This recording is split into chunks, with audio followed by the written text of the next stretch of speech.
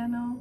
Today's video I am going to be explaining the Gayatri mantra. So the word mantra itself is chanting or meditation, and you use the chanting in a way so that you can focus on something, and there's so many different mantras for all types of things that you want to invoke when you're meditating. You say a mantra before your meditation, but it's like the prep of the meditation. So your eyes should be closed, you should be seated in an upright position, and once you're done chanting, then you can go into your meditation, which should be silent.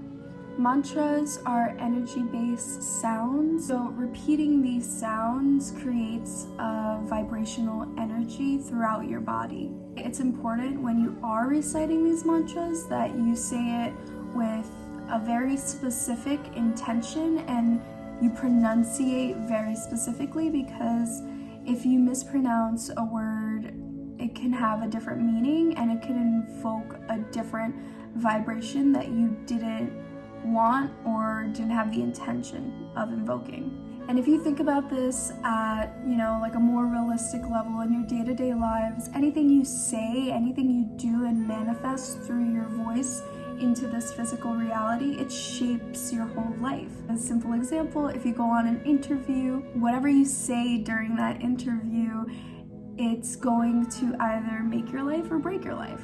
Whatever. I'm just giving a very simple example for it to be more relatable, but the mantras are supposed to be very specific when you speak them.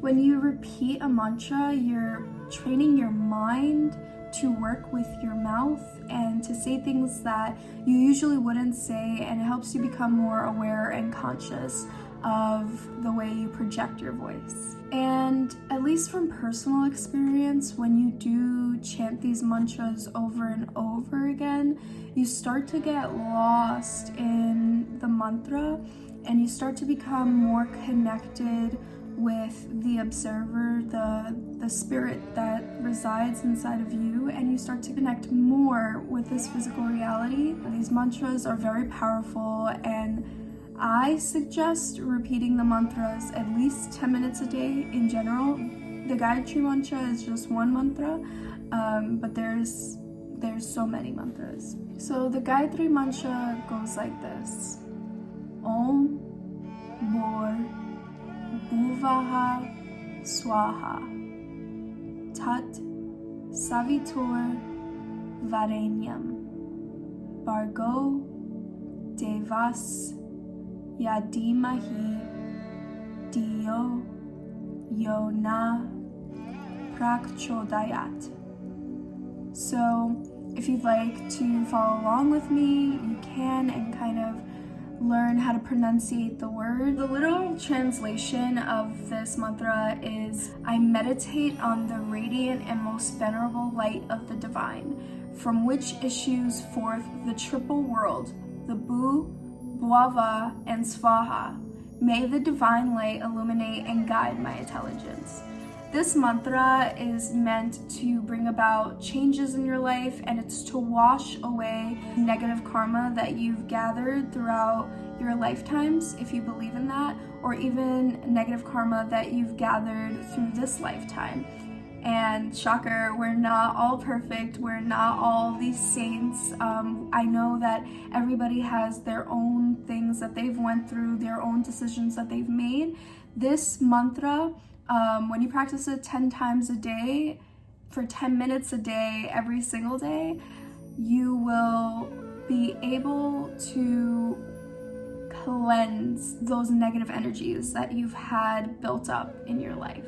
This mantra also helps your higher self obtain whatever it is that you truly want. So whatever your soul desire is, whatever your soul came here again and again, whatever, to experience, it will perpetuate that and kind of attract those energies into your life.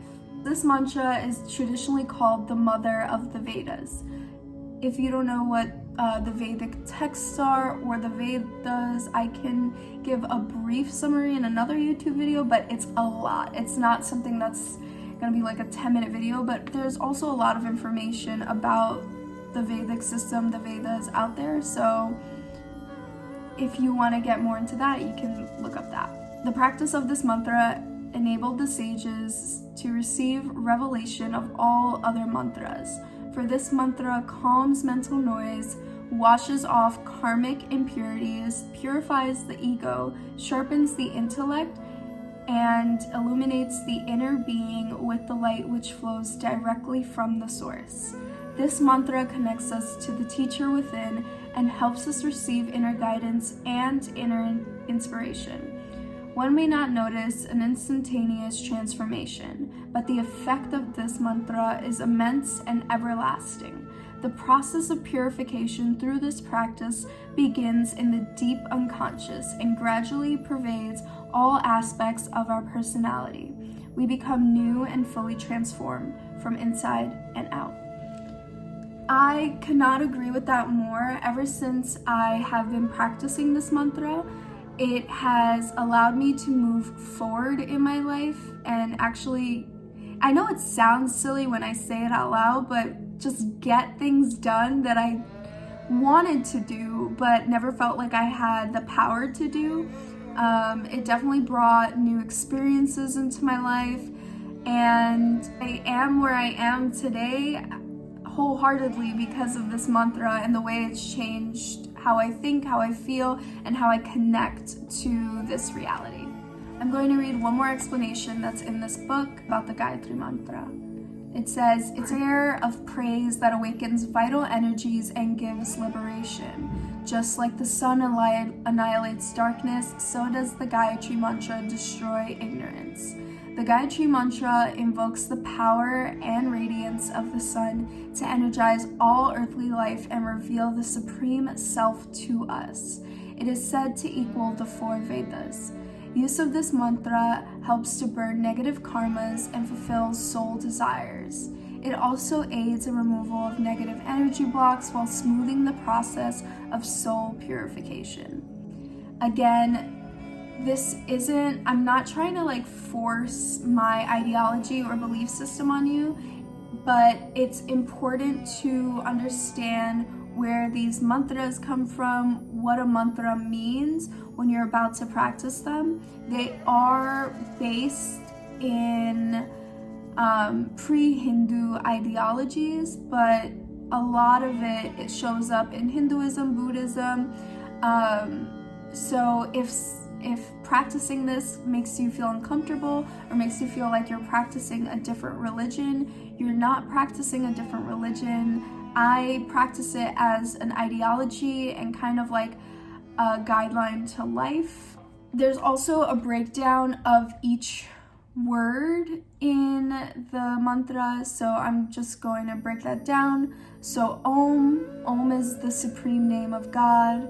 Bhur means existence. It also means earth, embodiment of vital energies, prana and breath. Bhuvah means describes absolute consciousness of God, the air, the destroyer of suffering. Swaha means give it up to the sacrificed fire, the third world. All of this language is very cryptic, I'm sorry. Tat literally means that, and in this mantra, when you're saying that, you're referring to the Supreme Being. Sa-vi-tur means it's another name for God, and it's bright like the sun. It's the light that lights the sun. Varenyam means supreme or excellent. Bhargo means radiant, splendor, destroyer of sins. Devasya means divine, bestower of divine power. Dhimahi, we contemplate, to acquire, to meditate.